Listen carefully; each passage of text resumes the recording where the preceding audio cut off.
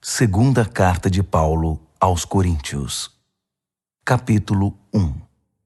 Eu, Paulo, fui enviado pelo Messias, Jesus, numa missão especial, planejada pelo próprio Deus.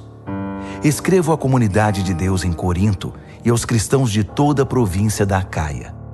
Que todos os dons e benefícios que vêm de Deus, nosso Pai, e do Senhor Jesus Cristo sejam de vocês. Timóteo, que alguns de vocês conhecem e confiam, está comigo nesta saudação. Todo louvor ao Deus e Pai de nosso Senhor Jesus, o Messias, Pai de toda misericórdia, Deus de toda cura e restauração.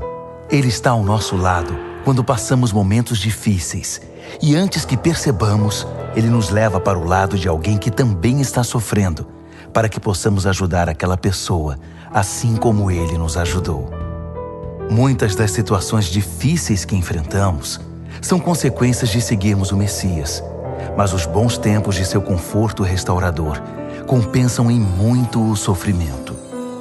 O sofrimento por Jesus traz cura e salvação para vocês.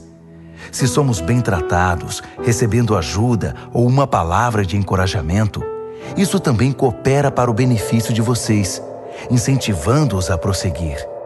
Os momentos difíceis de vocês são os nossos momentos difíceis. Quando percebemos que estão dispostos a suportar os momentos difíceis e também a desfrutar momentos agradáveis, sabemos que vocês vão conseguir.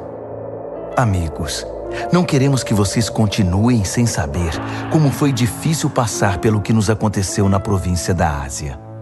Foi tão difícil que chegamos a pensar que era o fim. Sentíamos como se nos tivessem mandado para o corredor da morte, que para nós tudo estava acabado. Mas quando tudo passou, foi a melhor coisa que nos poderia ter acontecido. Em vez de confiar em nossa força ou em nossa capacidade de nos salvar, fomos forçados a confiar totalmente em Deus. Uma ideia nada má, considerando que Ele é o Deus que ressuscita os mortos. E Ele o fez, resgatando-nos da destruição certa. E Ele fará tudo de novo, nos resgatará quantas vezes forem necessárias.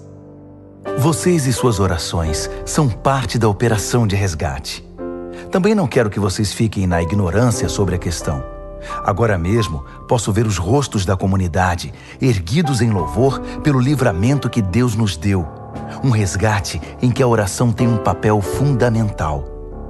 Agora que o pior já passou, temos a alegria de informar que saímos de tudo isso com a consciência e a fé intactas e podemos encarar o mundo. Mais importante, estar de cabeça erguida diante de vocês. Mas isso não foi resultado de manobras da nossa parte. Foi Deus que nos manteve voltados para Ele o tempo todo. Não tentem ler nas entrelinhas, nem procurem alguma mensagem subliminar na carta. Estamos falando a verdade, de modo claro e sem rodeios, na esperança de que vocês vejam o quadro todo tão bem como já viram alguns detalhes. Queremos que vocês se orgulhem de nós, tanto quanto nos orgulhamos de vocês quando estamos juntos perante o Senhor Jesus. Certo da boa acolhida por parte de vocês, eu havia planejado 2 visitas. Passar aí a caminho da província da Macedônia e outra vez na viagem de retorno. Então, poderíamos fazer uma festa de despedida quando vocês me enviassem para a Judéia. Esse era o plano. Agora vocês me acusam de ser descuidado com minhas promessas porque o plano não se cumpriu? Acham que tenho 2 palavras? Um sim volúvel no momento e um não volúvel no minuto seguinte? Pois bem, vocês estão errados. Tento ser tão verdadeiro com minha palavra quanto Deus é com a dele. Nossa palavra a vocês não foi um sim descuidado, anulado por um não indiferente. Como poderia ser? Quando Silas, Timóteo e eu proclamamos o Filho de Deus entre vocês, vocês tiveram de escolher entre um sim e um não? Por acaso não foi um sim claro e seguro? Seja o que for que Deus prometeu, tem a marca do sim de Jesus. Nele, isso é o que pregamos e oramos, o grande amém, o sim de Deus e também o nosso sim inequívoco. Deus nos afirma certificando-nos em Cristo, pondo seu sim dentro de nós. Pelo seu Espírito, Ele nos marcou com sua eterna garantia, um início certo para o que Ele está disposto a realizar. Pois bem, vocês estão preparados para saber a verdadeira razão por que não os visitei em Corinto? Tendo Deus por testemunha, o único motivo foi que eu quis poupar vocês da dor. Foi por causa da minha consideração por vocês. Não fui indiferente nem manipulador. Não somos responsáveis pelo modo segundo o qual vocês vivem a fé. Não nos comportamos como inspetores, e sim como companheiros, trabalhando com vocês num ambiente de alegre expectativa. Sei que vocês permanecem firmes por sua própria fé, não pela nossa. Segunda aos Coríntios, capítulo 2. Por causa disso, decidi não fazer outra visita, pois poderia ser dolorosa para vocês e para mim. Se minha presença de algum modo fosse constrangedora para vocês, como poderiam espontaneamente me saudar e animar? Por essa razão escrevi uma carta em vez de ir, para não perder tempo desapontando os amigos que eu esperava que me saudassem. Enquanto escrevo, estou convencido de que foi melhor para mim e para vocês. O tempo passava e já foi doloroso demais escrever a carta. O pergaminho tinha mais lágrimas que tinta. Mas não escrevi para causar sofrimento, e sim para que vocês soubessem quanto me preocupo. De fato, era mais que preocupação. Foi para mostrar quanto amo vocês. Agora, com respeito àquele que começou tudo isso e provocou toda essa dor, quero que saibam que, na ocasião, não fui o único ofendido, mas também todos vocês, com algumas exceções. Assim, não quero, estando aí, mostrar-me muito severo. O que a maioria de vocês concordarem como disciplina é suficiente. É hora de perdoar esse homem e ajudá-lo a se erguer. Se vocês aumentarem o sentimento de culpa dele, ele acabará se afogando nessa culpa. Meu conselho agora é derramar amor. O propósito da minha carta não é exigir a punição do ofensor, mas levar vocês a se responsabilizarem pela saúde da igreja. Se vocês o perdoarem, eu também o perdoo. Não pensem que estou levando uma lista de ressentimentos pessoais. O fato é que estou me juntando ao ato de perdão de vocês, assim como Cristo faz conosco. Afinal, não queremos inconscientemente dar a Satanás uma abertura para causar mais dano. Estamos muito bem atentos para os seus caminhos dissimulados. Quando cheguei a Troade para proclamar a mensagem do Messias, senti plena abertura. Deus havia escancarado a porta, mas Tito não estava esperando por mim com notícias sobre vocês, por isso não consegui relaxar. Preocupado, fui para Macedônia à procura de Tito e de alguma notícia que me tranquilizasse a respeito de vocês. E consegui, graças a Deus. No Messias, em Cristo, Deus nos leva de lugar em lugar num desfile de vitória perpétua. Por meio de nós, Ele traz o conhecimento de Cristo. Aonde quer que vamos, o povo aspira o excelente perfume desse conhecimento. Por causa de Cristo, exalamos uma doce fragrância que sobe até Deus e é reconhecida pelos que trilham o caminho da salvação. Um aroma com agradável cheiro de vida. Mas aqueles que estão no caminho da destruição nos tratam mais como se exalássemos o cheiro desagradável de um cadáver. É uma responsabilidade gigantesca. Quem é capaz de assumi-la? Pelo menos não adulteramos a palavra de Deus, nem a pomos à venda. Permanecemos na presença de Cristo quando falamos, e Deus nos olha no rosto. Falamos o que recebemos diretamente de Deus, e o fazemos da maneira mais honesta possível. Segunda aos Coríntios, capítulo 3. Não parece que estamos elogiando a nós mesmos, insistindo em nossas credenciais, afirmando nossa autoridade? De jeito nenhum. Tampouco precisamos de cartas de recomendação, seja para vocês, seja de vocês. Vocês mesmos são toda a recomendação de que precisamos. A vida de vocês é uma carta que qualquer um pode ler simplesmente olhando para vocês. O próprio Cristo a escreveu, não com tinta, mas com o Espírito do Deus vivo. Essa carta não é inscrita na pedra, mas entalhada em vidas humanas, e nós a publicamos. Não poderíamos estar mais seguros de que vocês são nossa carta de recomendação, escrita pelo próprio Cristo para Deus. Não pensaríamos em escrever tal carta. Só Deus pode escrever uma carta assim. Sua carta nos autoriza a levar adiante este novo plano de ação. O plano não foi escrito com tinta sobre papel, com muitas páginas de notas de rodapé, matando o seu espírito. Foi escrito em sintonia. O Espírito com o nosso espírito. A vida de Deus com a nossa vida. O governo da morte, com sua constituição escrita em tábuas de pedra, teve uma cerimônia de inauguração deslumbrante. O rosto de Moisés, enquanto entregava as tábuas de pedra, era tão brilhante quanto o dia, ainda que se desvanecesse muito rapidamente. E o povo de Israel não podia olhar direto para ele, assim como não se pode encarar o sol. Quão mais deslumbrante, então, será o governo do Espírito vivo?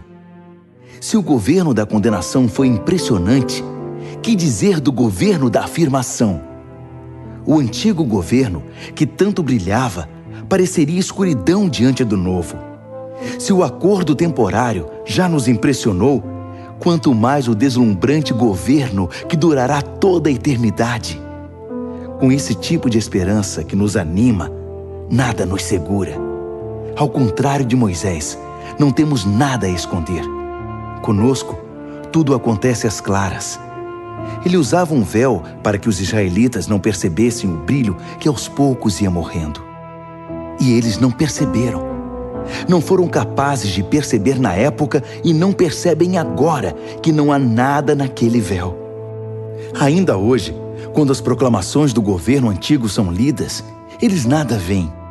Somente Cristo pode tirar o véu, a fim de que eles possam ver por si mesmos que não há nada lá. No entanto, quando eles se voltam para Deus como Moisés fez, Deus remove o véu e lá estão eles, face a face com o Senhor. Descobrem de repente que Deus é uma presença pessoal, viva, não uma peça de pedra esculpida. E quando Deus está presente, um espírito vivo, aquela constituição antiga e repressora, se torna ultrapassada. Estamos livres dela, todos nós. Nada mais fica entre nós e Deus. Nossa face brilha com o brilho de sua face. Somos transfigurados como o Messias, e nossa vida se torna cada vez mais deslumbrante e bela, à medida que Deus entra em nossa vida e nos tornamos como Ele. Segunda Carta aos Coríntios, capítulo 4. Considerando que Deus tão generosamente nos permite participar do que Ele tem feito, não vamos desanimar nem desistir, só porque às vezes enfrentamos tempos difíceis. Nós nos recusamos a usar máscaras e a fingir. Não manipulamos os fatos nos bastidores, nem deturpamos a palavra de Deus em proveito próprio. Pelo contrário, sustentamos tudo o que fazemos e falamos toda a verdade às claras, de modo que quem quiser possa ver e julgar por si mesmo na presença de Deus. Se a mensagem parece obscura para alguns, não é porque a escondemos. Não. É porque eles estão vendo ou buscando o caminho errado e se recusam a dar à mensagem a devida atenção. A única coisa que interessa a eles é o Deus das trevas desta época. Pensam que conseguirão dele o que desejam e que não terão que se preocupar em crer na verdade que não podem ver. Eles estão cegos para a deslumbrante luz da aurora da mensagem que resplandece com Cristo e nos permite ver a melhor imagem de Deus, o que eles jamais conseguirão. Lembrem-se de que a mensagem não é sobre nós mesmos. Nós anunciamos Jesus Cristo, o Senhor. Todos nós somos mensageiros, andarilhos de Jesus por causa de vocês. Isso começou quando Deus disse que a luz brilhe nas trevas. E nossa vida ficou cheia de luz quando vimos e compreendemos Deus pela face de Cristo, tudo belo e deslumbrante. Se olharem apenas para nós, vocês podem perder o brilho. Levamos a mensagem preciosa em vasos de barro, sem adornos, ou seja, em nossa vida. Isso é para impedir que alguém pense que o incomparável poder de Deus nos pertence. Vocês sabem que não temos muita coisa de nós mesmos.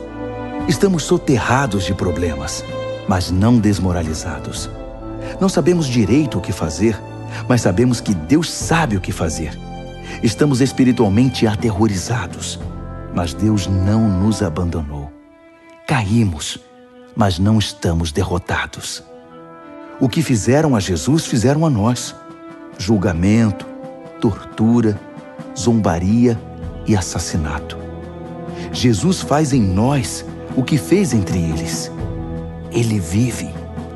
Nossa vida está em constante risco por causa de Jesus, o que faz a vida dele mais evidente em nós.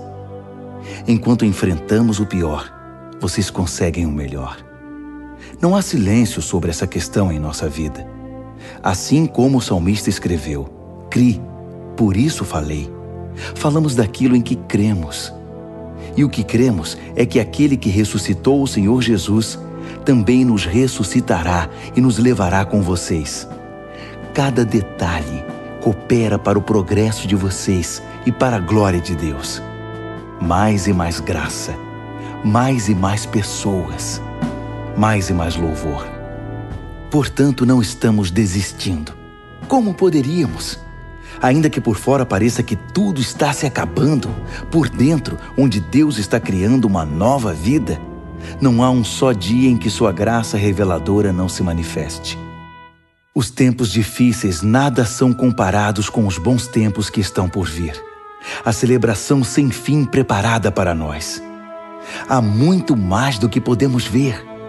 As coisas que agora vemos estão aqui hoje, mas desaparecerão amanhã.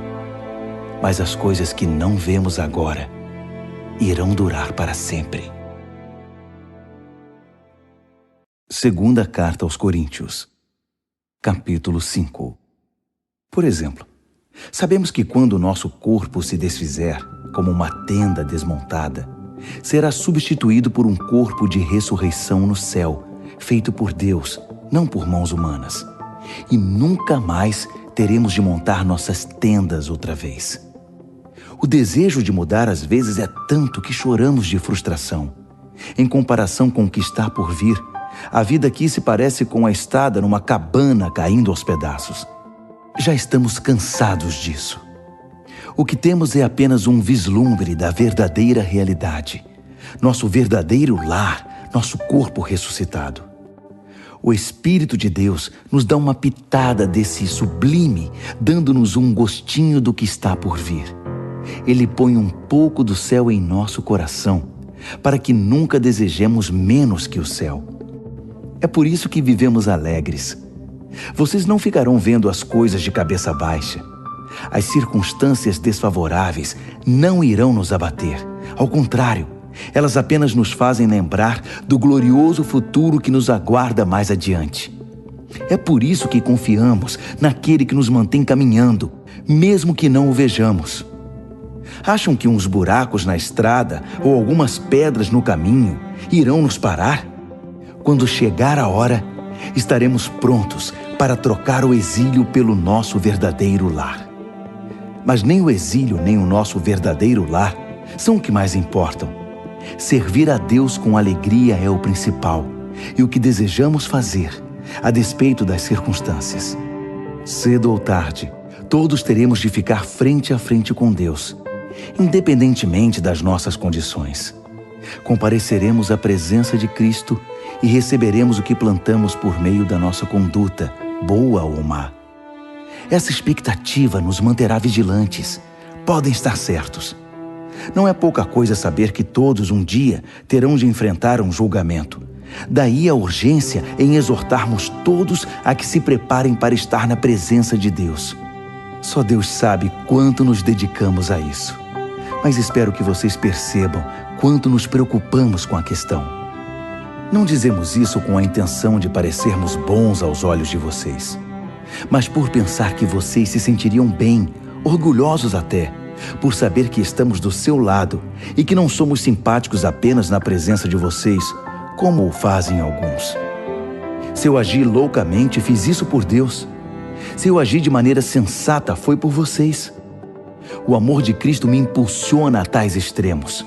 Seu amor tem a primeira e a última palavra em tudo o que fazemos. Nossa decisão firme é trabalhar com base nesta premissa: um homem morreu por todos.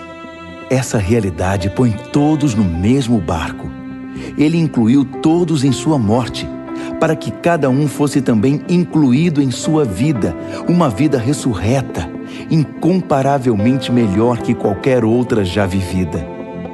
Por causa dessa decisão, não julgamos ninguém pelo que possui ou pela aparência. Houve um tempo em que julgamos o Messias dessa maneira e estávamos errados, como sabem. Não vemos mais assim. Agora olhamos para dentro e o que vemos é que qualquer um unido ao Messias tem a chance de um novo começo e é criado de novo.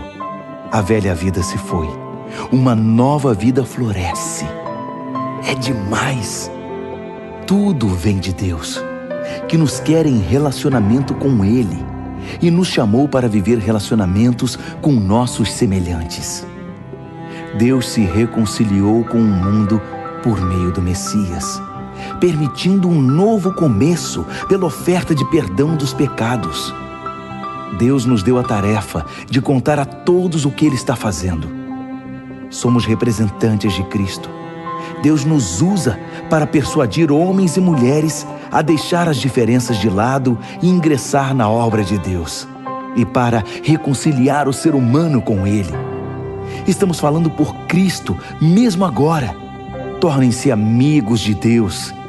Ele já é amigo de vocês. Como pode? Vocês perguntam. Em Cristo, eu respondo.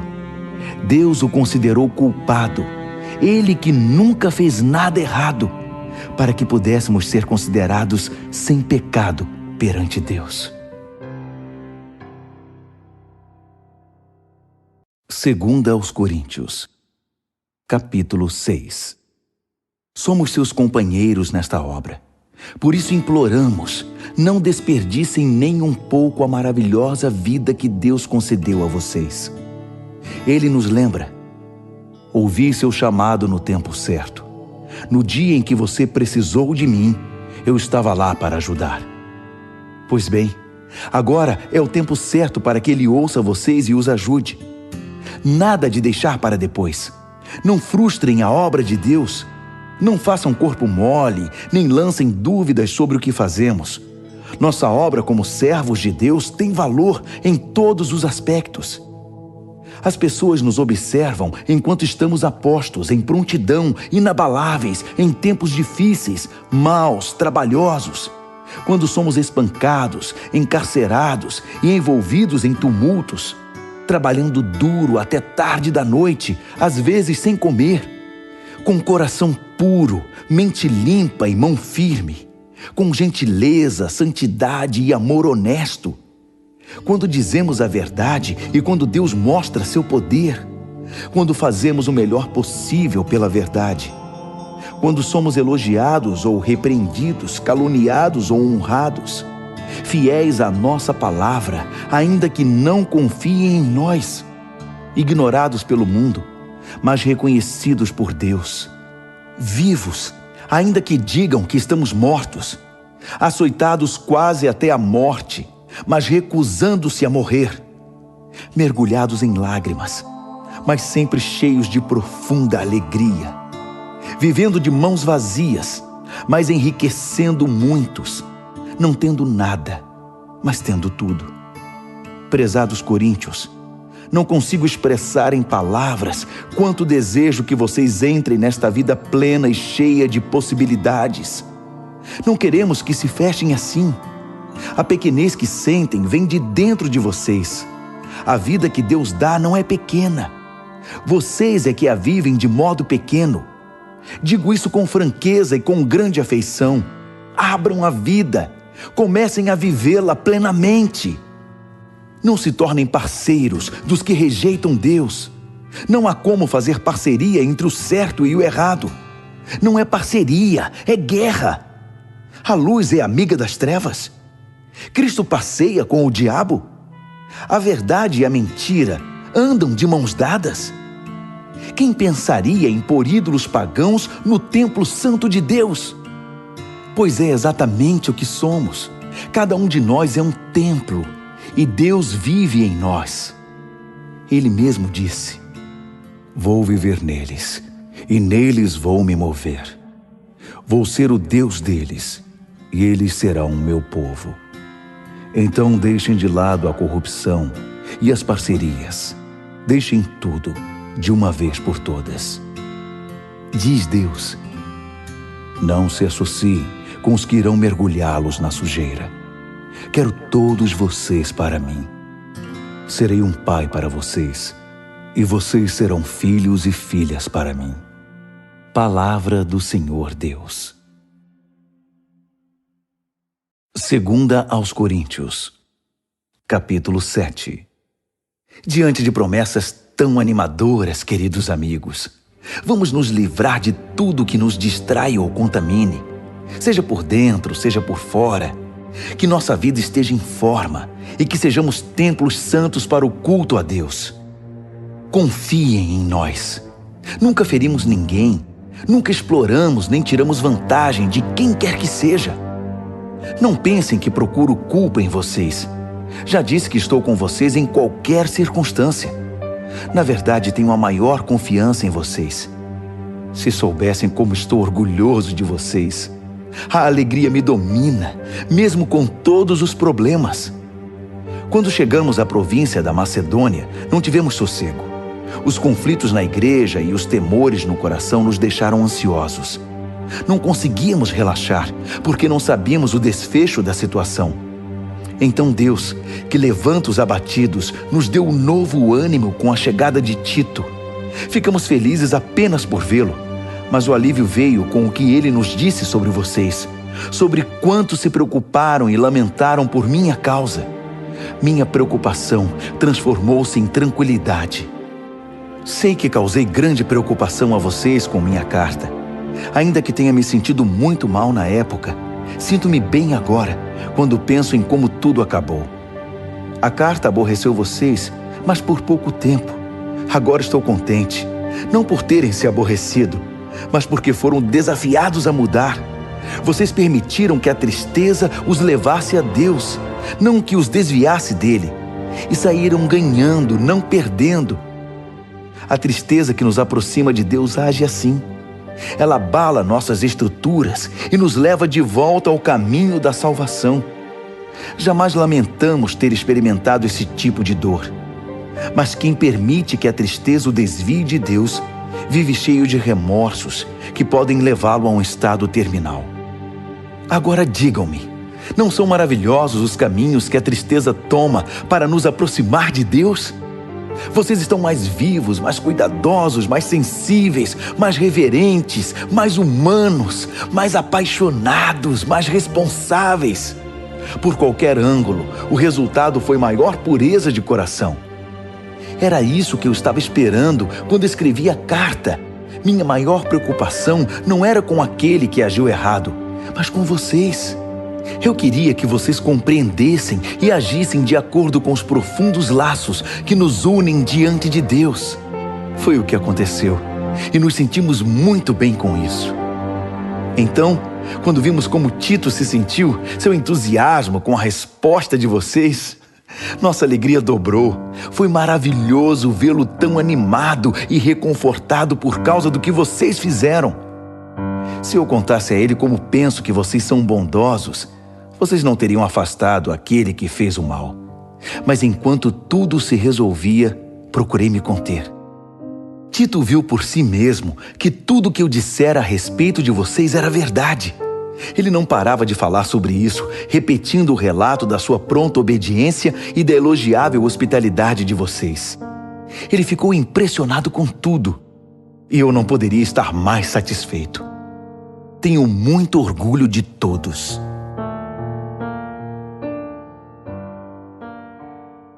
Segunda aos Coríntios, capítulo 8.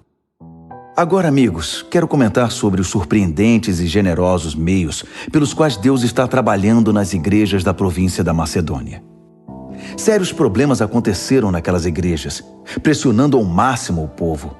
Mas isso revelou o verdadeiro caráter deles. Inacreditavelmente felizes, ainda que desesperadamente pobres, a pressão motivou algo inesperado. Um rio de doações sinceras e generosas. Eu estava lá e vi.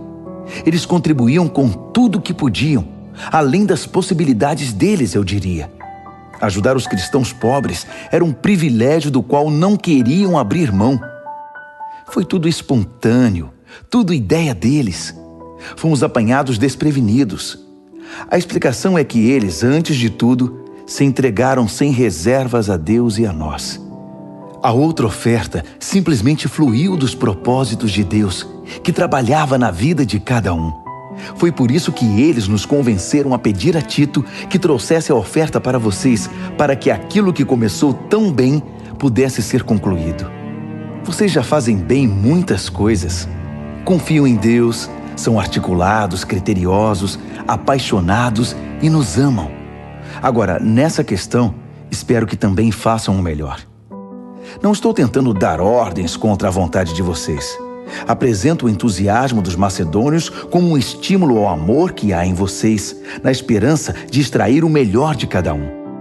Vocês conhecem a graça generosa do Senhor Jesus Cristo. Ele era rico, mas deu tudo por nós.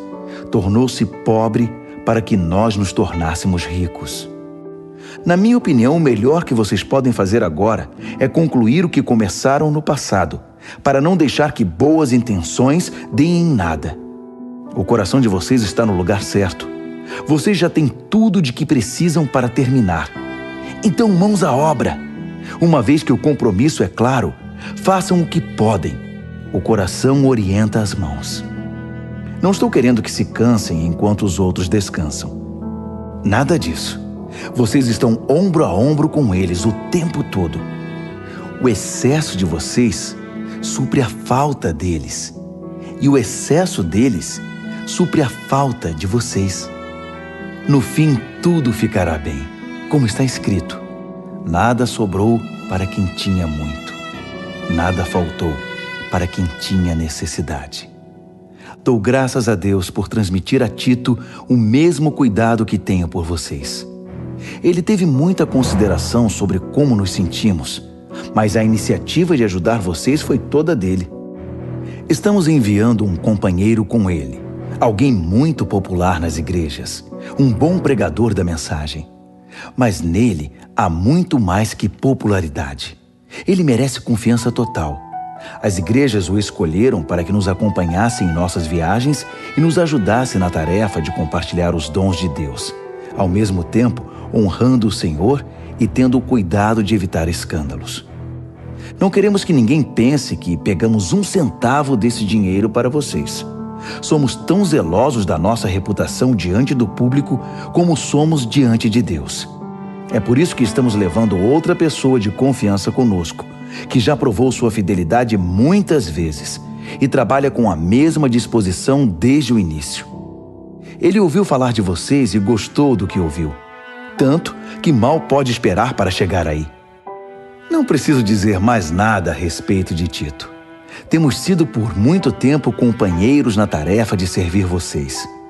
Os irmãos que viajam com ele são representantes das igrejas. Um crédito real para Cristo. Mostrem a eles do que vocês são feitos, demonstrando o amor de que têm ouvido falar nas igrejas. Permitam que eles vejam por si mesmos. Segunda aos Coríntios, capítulo 9. Se eu escrevesse algo mais a respeito dessa oferta para os cristãos pobres, começaria a me repetir.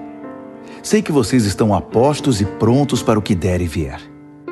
Tenho dado boas referências de vocês por toda a província da Macedônia, dizendo a eles: a província da Acaia está pronta para essa tarefa desde o ano passado, e o entusiasmo de vocês contagiou muita gente. Agora estou enviando esses irmãos para me certificar de que vocês estão preparados, como eu disse que estariam, para mostrar que não é à toa que tenho orgulho de vocês. Se eu e os macedônios descobrirmos que vocês não estão preparados, será vergonhoso para todos, para mim e para vocês. Nosso testemunho teria sido puro ufanismo. Por isso, para ter certeza de que não haverá nenhum erro, recrutei esses irmãos para que antes da minha chegada preparassem vocês e a oferta prometida. Tirem todo o tempo de que precisarem para que tudo seja feito de modo apropriado. Não quero nada forçado nem correrias de última hora. Lembrem-se de que o lavrador mesquinho só consegue colheita pobre. O lavrador generoso é quem obtém colheitas fartas. Quero que cada um de vocês tenha tempo suficiente para pensar nisso e decidir o que vai ofertar. Essa medida evitará que se lamentem depois por ofertas dadas sob coerção. Deus ama o doador que se alegra com a doação. Deus pode derramar bênçãos das maneiras mais surpreendentes.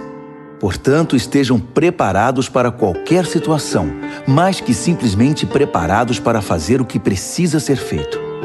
Como disse um salmista, ele lança avisos aos ventos, dando aos necessitados com liberalidade. Seus meios justos e bondosos nunca se esgotam, nunca se desgastam. O Deus generoso que dá a semente ao lavrador, a qual se transforma em pão e chega à mesa de vocês, é mais que exagerado em abençoá-los. O que Ele dá, vocês podem passar adiante. Isso cresce em vidas amadurecidas, fortes em Deus, ricas em todos os sentidos. Assim, vocês podem ser generosos em todos os sentidos e louvar a Deus conosco. Levar adiante essa obra de ação social envolve bem mais que saciar as necessidades básicas dos cristãos pobres. É um gesto que produz numerosas ações de graças a Deus. É um estímulo para que vocês vivam o melhor que puderem, demonstrando gratidão a Deus pela obediência ao significado pleno da mensagem. Vocês mostram gratidão com ofertas generosas aos irmãos em necessidade e assim se mostram gratos diante do mundo. Enquanto isso, por terem sido contemplados com a riqueza de Deus, a reação deles será orar por vocês, intercedendo de maneira apaixonada por qualquer necessidade que vocês tenham. Agradeçam a Deus pela oportunidade. Nenhuma língua é capaz de expressar os reais benefícios desse dom. 2 Coríntios, capítulo 10. E agora um assunto pessoal, mais urgente. Escrevo na disposição gentil, porém firme de Cristo. Ouvi comentários a meu respeito de que sou subserviente e fraco quando estou com vocês, mas rude e exigente quando escrevo. Por favor, não me obriguem a ser rígido quando estiver com vocês. Não pensem que vou hesitar um só minuto em me opor aos que me consideram um oportunista sem princípios. Eu os farei calar a boca. O mundo é sem princípios. É uma selva lá fora. Ninguém joga limpo. Mas o cristão não vive nem age desse modo. Nunca nos comportamos assim e jamais o faremos. As ferramentas que usamos não são para propaganda ou manipulação, mas para demolir esta cultura dominante e corrupta. Usamos as ferramentas poderosas de Deus para esmagar filosofias pervertidas, derrubar barreiras levantadas contra a verdade de Deus, encaixar todo pensamento livre, toda emoção e todo impulso à estrutura de vida moldada por Cristo. Nossas ferramentas estão preparadas para limpar o terreno e edificar vidas pela obediência rumo à maturidade. Vocês não conseguem ir além do óbvio. Enxergam apenas as árvores, não a floresta. Se procuram um exemplo claro de alguém que está do lado de Cristo, por que me descartar tão rápido? Acreditem, estou absolutamente seguro da minha posição em Cristo. Vocês podem pensar que exagero na autoridade que Ele me deu, mas não estou recuando. Meu compromisso é com o propósito de edificar, não de destruir vocês. E por que essa conversa sobre eu estar amedrontando vocês com minhas cartas? As cartas dele são poderosas, mas pessoalmente ele é fraco, só balbucia. Isso não tem o menor cabimento. O que escrevemos quando estamos longe é o mesmo que afirmamos quando estamos perto. Somos exatamente a mesma pessoa, em carta ou pessoalmente. Entendam, não queremos nos comparar àqueles que se julgam superiores a nós. Não ousamos tanto. Além disso, com toda essa comparação, medição e competição, eles acabam perdendo o rumo. Não vamos fazer reivindicações extravagantes porque estamos presos aos limites estabelecidos por Deus. Mas não pode haver dúvida de que esses limites incluem vocês. Não estamos invadindo o território de ninguém. Afinal, já estivemos aí com vocês. Fomos os primeiros a chegar com a mensagem de Cristo, lembram? Então, como pode alguém achar que ultrapassamos os limites ao escrever para vocês ou visitá-los? Não estamos lucrando à custa do trabalho honesto dos outros, nem interferindo nos ministérios deles, exigindo um lugar ao sol com eles. O que esperamos é que vocês, quando crescerem na fé, também tomem parte em nossa obra, que está em expansão. Assim, todos nós estaremos dentro dos limites que Deus estabelece quando proclamamos a mensagem em lugares além de Corinto. Mas não temos a intenção de trabalhar em cima do que outros têm feito, nem de levar o crédito disso. Se vocês querem exigir o crédito, que o crédito seja de Deus. O que vocês dizem a respeito de vocês mesmos não significa nada na obra de Deus. É o que Deus diz a respeito de vocês que faz diferença.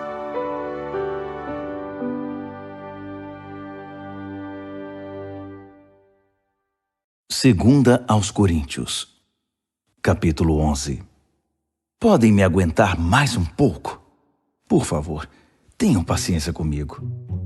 O que me deixa tão abatido é que me preocupo demais com vocês. É a paixão de Deus queimando dentro de mim. Prometi a Cristo a mão de vocês em casamento, apresentando-os como uma virgem ao seu marido. E agora receio que, assim como a serpente seduziu Eva com sua fala mansa, vocês estejam desviados da pureza simples do seu amor por Cristo. Tenho a impressão de que se alguém aparecer pregando um Jesus diferente do que nós pregamos, em espírito e em mensagem, vocês irão aceitá-lo sem problemas. Mas se vocês aceitam essas celebridades apostólicas, por que não me aceitam simples como sou? Sou tão digno quanto eles. É verdade que não domino a técnica daquela eloquência suave que tanto impressiona vocês. Mas quando abro a boca, pelo menos sei do que estou falando. Não escondo nada. Deixo vocês por dentro de tudo. Será que cometi um erro ao proclamar a mensagem de Deus a vocês sem pedir algo em troca? Ao servir vocês sem nenhum custo, para que não se sentissem pressionados por mim? Com as outras igrejas foi diferente, pois elas me pagaram. Tudo para que vocês me tivessem de graça. Nem mesmo quando vivi entre vocês, alguém precisou mover um dedo para me ajudar. Minhas necessidades eram todas supridas pelos cristãos da Macedônia. Preocupei-me em nunca ser pesado a vocês e nunca serei. Contem com isso. Cristo é minha testemunha de que isso é questão de honra para mim. E sobre isso não vou me calar para proteger vocês do que os outros vão pensar. Não é que eu não ame vocês, Deus sabe que amo. Estou apenas tentando pôr as coisas em pratos limpos. Não estou mudando de opinião. Prefiro morrer a pegar o dinheiro de vocês. Não dou motivo a ninguém para dizer que sou como aqueles pregadores, narcisistas e ávidos por dinheiro. Eles são um bando de infelizes, pseudo-apóstolos, pregadores de mentira, corruptos. Fazem pose de agentes de Cristo, mas são falsos até a raiz. E não é de admirar. Satanás faz isso o tempo todo, disfarçando-se de anjo de luz. De modo que não devemos ficar espantados quando seus servos se apresentam disfarçados de servos de Deus, mas não vão conseguir nada. No fim, pagarão caro por isso. Permitam-me voltar ao ponto de partida. E usem isso contra mim se me passo por tolo. Ou, se preferirem, apenas aceitem que sou um tolo e me permitam falar como tal. Não aprendi a falar assim com Cristo. Não. É um mau hábito que aprendi desses pregadores que fazem tudo para agradar os outros, tão em moda hoje em dia. Já que vocês se sentam no banco para ouvir esses enganadores, podem muito bem aguentar alguma tolice da minha parte. Vocês têm uma admirável tolerância com impostores que roubam sua liberdade, exploram, cegam, rebaixam e até agridem vocês.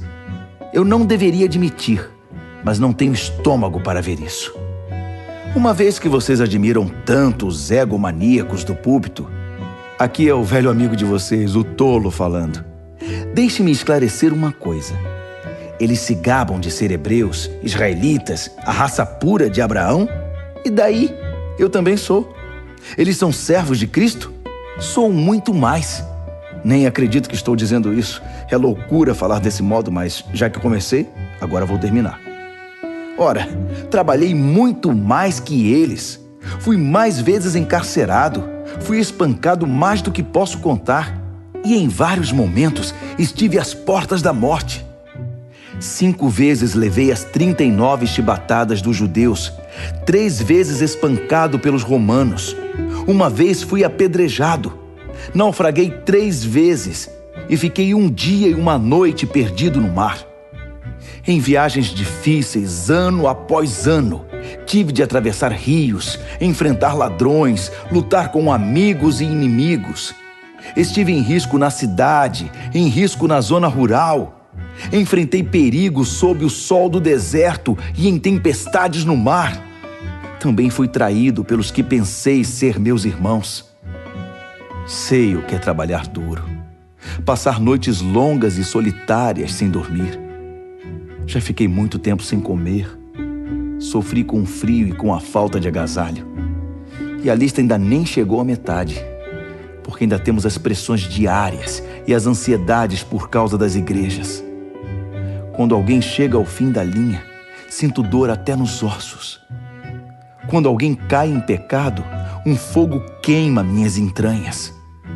Se tenho de gabar a mim mesmo, vou me gabar das humilhações que me tornam semelhante a Jesus.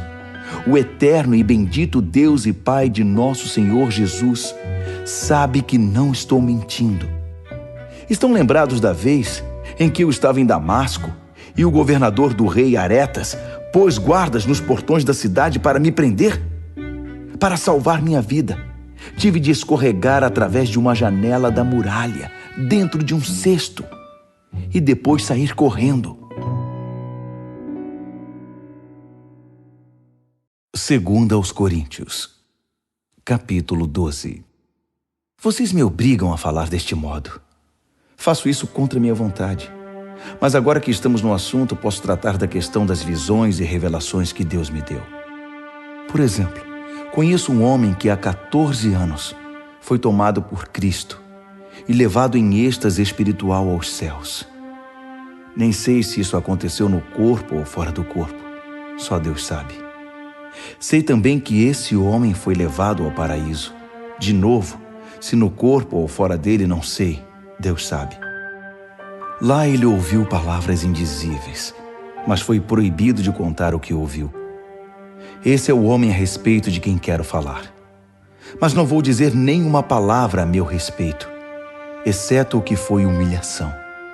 Se eu tivesse disposição para contar vantagem, talvez pudesse fazê-lo sem parecer ridículo e não estaria faltando com a verdade. Mas vou poupar vocês. Quero que vocês continuem a me imaginar como o tolo que vocês pensariam que eu sou se me encontrassem na rua ou me ouvissem falar. Por causa da grandiosidade daquelas revelações, para que eu não ficasse orgulhoso, recebi o dom de um obstáculo que me mantém em contato permanente com minhas limitações. O anjo de Satanás fez o melhor que pôde para me derrubar, mas o que conseguiu foi me pôr de joelhos. Sem chance que eu ande de nariz empinado e orgulhoso.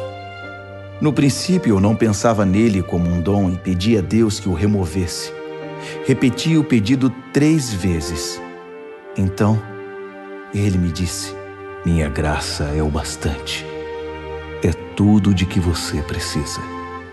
Minha força brota da sua fraqueza. Assim que eu vi isso, achei melhor me resignar. Desisti de ficar pensando na limitação e comecei a apreciar o dom. Foi uma oportunidade para que a força de Cristo trabalhasse na minha fraqueza. Agora enfrento com alegria essas limitações, com tudo que me torna pequeno. Abusos, acidentes, oposição, problemas. Simplesmente permito que Cristo assuma o controle. E quanto mais fraco me apresento, mais forte me torno. Muito bem, vocês conseguiram. Continuo até aqui agindo como tolo. Mas a culpa não é toda minha. Vocês me fizeram agir assim. Vocês é que deveriam ter falado bem de mim e me recomendado, em vez de eu ter de fazê-lo, pois sabem por experiência própria que, embora eu não seja ninguém, seja um nada, não posso ser relegado à segunda classe, comparado com aquelas celebridades apostólicas que vocês bem conhecem. Todos os sinais que marcam o apostolado verdadeiro eram evidentes quando eu estava com vocês em tempos bons e maus. Sinais de milagres, sinais de maravilhas, sinais de poder. Vocês receberam menos de mim ou de Deus que as outras igrejas? A única coisa que vocês receberam menos de mim foi responsabilidade com o meu sustento. Pois bem, sinto muito. Perdoe-me por despojar vocês. Tudo está preparado agora para minha 3ª visita a vocês. Mas não se preocupem com isso. Vocês não precisam se sacrificar. Não serei um peso para vocês desta vez, mais do que fui em outras visitas. Não tenho interesse no que vocês têm, só em vocês. Os filhos não têm de se preocupar com os pais. Os pais é que se preocupam com os filhos. Eu ficaria feliz em esvaziar os bolsos, ou até mesmo em hipotecar minha vida para o bem de vocês. Assim, porque quanto mais amo vocês, menos sou amado. E porque continuo a dar importância a essas fofocas sobre eu ter usado meu autossustento como forma de culpar vocês? Onde está a prova disso? Alguma vez os enganei ou usei alguém para iludir vocês? Pedi a Tito que os visitasse e levasse alguns irmãos consigo. Por acaso eles agiram de má fé com vocês? E acima de tudo, não temos sido sempre sinceros e honestos? Não pensem que estou aqui me defendendo perante vocês. Vocês não são júri. Deus revelado em Cristo é o júri, e apresentamos perante Ele nosso caso. E tudo que temos suportado é com a intenção de não ficar no caminho de vocês, nem atrapalhar seu crescimento. Tenho receio, admito, de que quando for me desaponte com vocês e também os desaponte. A frustração mútua deixará tudo em cacos. Brigas, invejas, ânimos exaltados, partidarismo, palavras ofensivas, denúncias, gente nervosa e confusão generalizada. Não espero ser humilhado de novo por Deus quando estiver com vocês, para que não tenha de derramar lágrimas por uma multidão que insiste nos velhos caminhos, pecando cada vez mais e se recusando a abandonar o lamaçal da maldade, do descontrole sexual e da indecência em que está mergulhada. 2 aos Coríntios, capítulo 13. Muito bem, minha 3ª visita está chegando. Lembram-se daquele texto das Escrituras? Uma questão é definida com o depoimento de 2 ou 3 testemunhas. Por ocasião da minha 2ª visita, avisei aquele grupo que permanece enredado nos velhos pecados que quando eu voltasse, não seria tolerante com eles. Agora, em preparação para a 3ª visita, repito a advertência, mesmo estando longe. Se vocês não tiverem mudado de vida até eu chegar aí, cuidado. Vocês que exigiram provas que Cristo fala por meu intermédio, irão receber mais do que pretendiam. Vão receber a plena força de Cristo. Não pensem que não vão.